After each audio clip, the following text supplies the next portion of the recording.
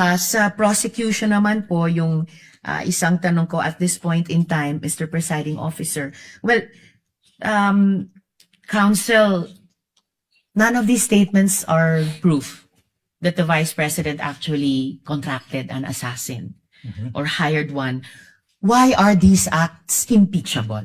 Yes, there is an answer to the question, Your Honor, please. The prosecution is in the process of establishing that the Vice President should be impeached and she is impeached and be removed from office for contracting an assassin to kill the President, Your Honor, please. Inasmuch as we understand that these statements may not actually 100% prove that she in fact contracted an assassin to kill the President, Your Honor, please. We are invoking, Your Honor, please, a rule in the rules on evidence that there could be statements, utterances of a person that may not be directly similar to what he or she did, but it could establish, Your Honor, please, what we call a specific intent,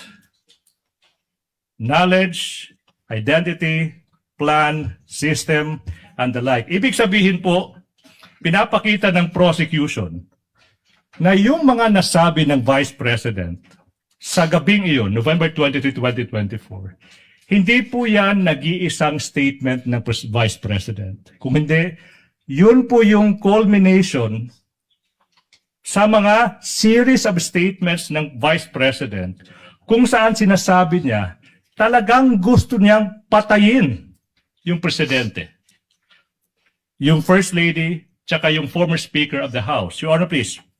We invoke Rule 130, Your Honor, please, Section 35 of the Rules of Court. Etong mga statements na to, they prove one thing.